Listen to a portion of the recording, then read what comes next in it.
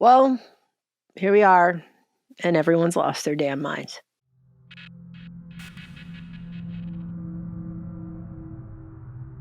Pretty sure this was about to happen no matter what occurred next, and we all knew something was coming next. And I think people have been primed and waiting for something to happen for so long now that when something finally did, everyone just lost their damn minds. And it doesn't help that the agencies that are supposed to be in charge of situations like what happened this weekend, the things that they're actually saying are so cartoonishly stupid. How did a 20-year-old gunman climb a rooftop with a rifle and fire shots at former President Donald Trump from less than 150 yards away? Quite frankly, if the detail had known there was an armed person climbing up on a roof, they would have evacuated the president right away. The police are down there running around on the ground. We're like, hey, man, there's a guy on the roof with a rifle. Unfortunately, with the rapid succession of how things unfolded, by the time that individual was eventually located, they were on the rooftop and were able to fire off at the former president. This video showing a bystander pointing towards the building as police look onto the roof. It fell through the cracks. They do really think everyone is that dumb. Like that really is the level. They really do think that everyone is this stupid, that we're supposed to believe this story that we're being told. I was not alive when JFK was shot, but I feel like I got just a tiny smattering of how dumb they must have thought everybody was with the story that they told. I mean, you've got the director of Secret Service now claiming that a gently sloped roof, is too much of a safety hazard to station snipers on. That building in particular has a sloped roof at its highest point. And so, there's a safety factor that would be considered there, that we wouldn't want to put somebody up on a sloped roof. And so, the decision was made to secure the building from inside. But it does finally answer the question as to why no one was securing the grassy knoll. It's very sloped. And you have people outside, random people with cell phones in the parking lot. Yeah, look, there he is. Being like, hey, there's a guy on the roof. You might want to check that out. You might want to go see the guy over there on the roof. Look, they're all pointing. Yeah, someone's on top of the roof. Look. There he is right there. Right there, see him? He's laying down. See him? Yeah, he's laying down. Because we have millions and millions of people. Because we can see him, and we're just some people. We're not trained to see him, but we're just seeing him anyway because he's right there. Maybe someone wants to go do something about that. Like, what? We have people that should not be here. On the roof. And apparently the agents were stationed inside the building that he was on. And tonight, ABC News has learned that heavily armed local police were stationed inside that building and missed Thomas Crooks climbing up the outside of the building to the roof. That's what we're being told because, the sloped roof, very dangerous. So they were inside the building, which leaves you to wonder if they could hear the guy walking around on the roof above their heads. What's that noise? It's like it was a ghost story or something. Like, did you guys hear that? I can hear footsteps above our head. It's haunted in here. Like, is that what we're supposed to believe is going on? I mean, this is what I'm saying. But worse than all of that is immediately watching people parroting these media talking points of this was just a failure. This was just a catastrophic failure.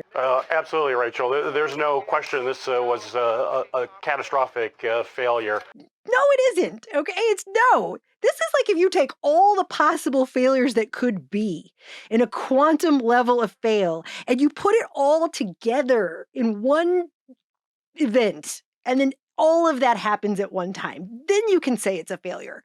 But what are the odds of that happening? But no one, they just really failed. They were just so negligent. Like, what? How do you be this negligent? How do you fail this much?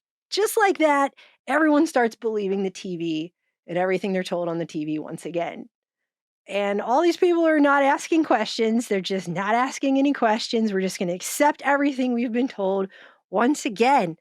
Nothing to see here. But I've come to expect that. And maybe I'm cynical and maybe I'm jaded, but I've been doing this for a very long time and I've seen this level of failure to critically think about these kinds of events happened over and over and over since I've been doing this. And so at this point, I come to expect it even though I don't want to, because it makes me very sad. It makes me sad for humanity.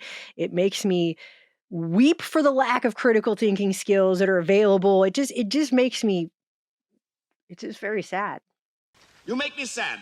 But the reason I decided to make this video is not even any of that. The reason I decided to make this video is because for at least a year now, I've been noticing, it's actually been longer than a year, but I've been talking about it for at least a year now, how every time one of these events happens, you have people on one side of the political spectrum calling out the other side for X, Y, and or Z.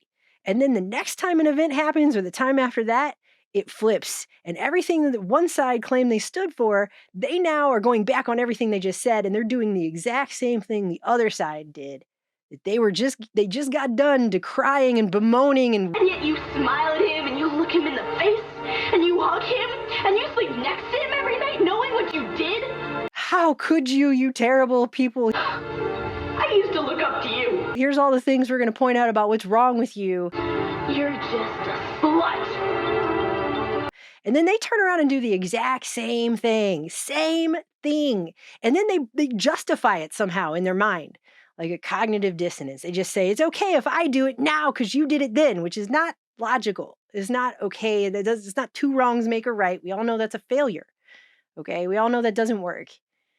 And the thing that I'm seeing now is there are a bunch of people on the left who have gone onto social media and for whatever reason, they've decided to post that they are sad that the guy missed, which is a terrible thing to say. It's a morally bankrupt, nasty thing to say. I don't know when we got to the point where people are wishing death on politicians they don't agree with. Probably sometime after years and years of the mainstream media brainwashing an entire half of the population that one of these two guys is Hitler, that he's going to take away all of their rights and act like a dictator. And you've got freaking left-leaning stars coming out talking about they're going to lock people in cages and stuff. And they're believing what they've been told. If he wins the election, you won't be on the show anymore. He'll come looking for me. There'll be things that happen that none of us can imagine. That's what happens in that kind of a dictatorship, which is what he says. Let's believe him. Take him at his word. I did from the beginning. Yeah. These are brainwashing victims, okay? That's what that is. When you believe every crazy thing that your brand of the mainstream media tells you without any question at all, you've been brainwashed. That is what that is. Those people deserve pity, okay? But what's happening instead now is these people are taking to social media and they're making these comments, which are nasty comments, but they aren't technically calls for violence if you actually think about it. They are nasty comments, however. Agreed that they're nasty comments. We shouldn't be wishing death on anyone. That's obviously a horrible thing to do. However,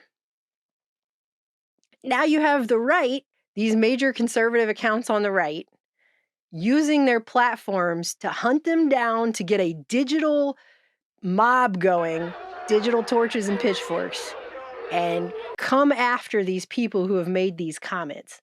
So for years, some of these same accounts that are doing this now, some of these same conservative accounts that are doing this now, for years have been talking about free speech, and we have to protect speech online, even speech you don't agree with, and the left doesn't understand that, and the left has cancel culture. Their cancel culture is so terrible. It's such a horrible plague that we're going to now do that on the right, and we're going to cement everything the left just built up with their terrible behavior. We're now going to do it too, and then we're going to normalize cancel culture. We're going to normalize this stuff. Why? Well, they're saying something about your guy and it's really horrible. Like none of y'all were saying that about Biden. Just by the way, people were, okay? I've seen it with my own eyes. People were saying the same things about Biden. The same kind of talking points about how he was going to pass away soon and all kinds of stuff. It's the same basic talking point, okay? Maybe they could argue, well, but we meant naturally. Okay, whatever, all right? You were relishing and celebrating the idea of Biden not being alive anymore. It is the same concept. And now they're turning around and hunting down, minimum wage workers who work at Home Depot, who are not actually calling technically for violence, but are just spouting off some, shitty opinion that they have about a politician they hate. Okay. And now they're getting them fired. So you are literally behaving in the exact same way. You are literally becoming that which you hate. You are literally behaving in the same way as the people that you claim to crusade against. You are now cementing that kind of behavior as if that's normal and good. And I wrote a whole post on this on X because you're teaching the people on that side by your behavior that everything they think about you from the woke left is true. You're actually doing everything they thought you would do. And so therefore, you're teaching them that you are exactly what they thought you were. Okay. You're also teaching them that everything that their media has been telling them is true. So they're going to continue to listen to their media. So that's not going to change either. Okay. And you're also making sure by doing this behavior that all of this is just going to continue when the shoe is on the other foot in the future. That is what you're doing. So how is anything ever going to change if none of these people learn how to take the high road and actually practice the shit that they preach? That is my question.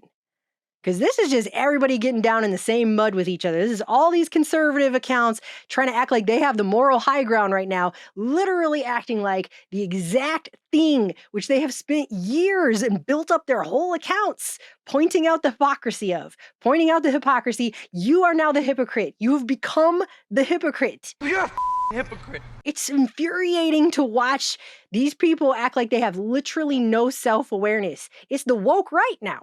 So it's the woke left and the woke right. That's what we have. And there is no difference. I have seen people trying to argue with me on here, trying to act like, but it's different when I do it. No, it isn't. It's not different when you do it. It is the same. It is the same. And if I was on the other side, thinking all the stuff that I thought on that side, I would not see any difference. They don't see any difference. You could tell yourself it's the same all day, but it's not. You're the same. You are the same as them. You have become them. It's all the same. Everybody's the same. And all this is going to do is divide people more. So you have these massive conservative accounts right now that are making, who even knows how many thousands upon thousands of dollars in ad revenue, using cancel culture, digital cancel culture apparatus there, the same leftist cancel culture apparatus they just got done spending years talking about. Also, these same accounts being pro-free speech. Not really, though. There's a limit, and the limit is saying you don't, popping off nasty about wishing, a politician wasn't alive anymore. It's not calling for violence. It's not the same. It isn't actually. It can be morally bankrupt. It's nasty. I freaking think it's gross, but it's not calling for violence. It actually isn't. Do you know how many people I saw say they wished Henry Kissinger was dead? Do you know how many people I saw posting memes about Henry Kissinger, death knocking on Henry Kissinger's door? What difference is there when you see that? Or people posting that meme where death is at a claw machine and they're trying to find Biden in the claw machine? It's not really any different than saying the thing that those people said. They just said something more pointed, and it's a lot more nasty because that thing actually occurred. But the substance of it is not different. Okay? And it's like everybody now agrees we want to turn the internet into this Orwellian 1984 speech police state. That's what we want. And we want to make it so that anyone who gets angry and says something stupid has their whole life destroyed by it. That's what we want. On both sides, we want that. I don't want to live in the world that either of these two sides is promoting. I saw Marjorie Taylor Greene do the same thing when the protesters for Palestine went into the White House and they were saying, well, about the protesters on J6, we should throw all these Palestinian protesters in the jail so we should uphold the injustice that was done before and do more injustice. All of these sides just keep giving more power to this system. That is all that does. And I don't understand why either side can't see that. Two wrongs don't make a right. Doesn't matter what you tell yourself. And an eye for an eye makes the entire world blind. And you would think by now either one of these sides would be sick and tired of being freaking blind all the time, but no, they just keep doing this stuff. And I just see it over and over and over. The things you say you stand for, you either stand for them when your worst enemy is doing them, or you don't stand for them at all. You can't just stand for rights when it comes to your side of the political carpet or your little group or your little cult of personality. That is not how rights work. You either stand for rights when it comes to everybody's rights or you don't. I even saw this going on. Like you could argue all day about what you think about Alex Jones and what he said in regards to Sandy Hook. You could argue all day about that, okay? But what they did to him for $1 billion that they said, like, you should pay $1 billion freaking dollars, okay? But now you have people on this side of things, and they're now saying we need to find all of those people who are questioning this event on the other side of the political carpet, and we need to make them pay $1 billion. So you want to uphold that it was right what was done to Alex Jones in that case. You want to say that that was right, okay? That it was right to charge him with $1 billion. You want to say that every time someone says something or questions an event, we need to charge them $1 billion. Is that what you want to do? That's your answer? Like, well, they did it to him, so we should do it. No, you're just upholding the system, doing things that are just overreach, insane levels of overreach. That is what you're doing. And then you had people on the left who spent, I don't even know how long, being like, I can't believe Alex Jones said that. Oh my goodness. And they're out saying the same thing now about what happened this weekend. They're saying the same thing. So you are Alex Jones. All of you left people saying you think what happened this weekend is staged. You, after you got done crying what happened, you are Alex Jones. You are all of you leftists that are doing that. You're Alex Jones now. Because you're doing the same exact thing. And every new thing that happens, they're getting people to go back on the things they supposedly stand for. And that's the whole point I just wanted to make. And I'm just ranting now, so I don't even know if I made it properly. But the point I'm trying to make is you either stand for rights, period, or you don't. You either want free speech or you don't. You can't say it's only free speech when it's something I morally agree with. That is not free speech. That is not how free speech works. And once you start becoming the morality police and we start getting into that gray area, it's just a slippery slope to nobody having free speech. Because everything that's happening right now is just more divisiveness. It's just more divisiveness upon more divisiveness. When does it end, Because everything that the conservative right is doing by employing cancel culture against the left, you're ensuring that nothing is going to ever change. You are ensuring it right now. In fact, you're ensuring the left people are going to double down now. And when this stuff flips around with the next event, they're going to do it twice as much to you, 3 times as much. And then what? You're going to do it 4 times as much? And then everyone is going to become like the Black Knight in the Monty Python sketch? It's getting ridiculous. This thing can only get so hyper-polarized. So divided. Then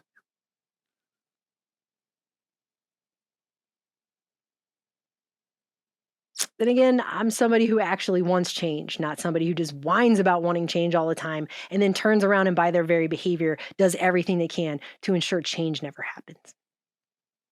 So, anyway, I love you guys. I'll talk to you later.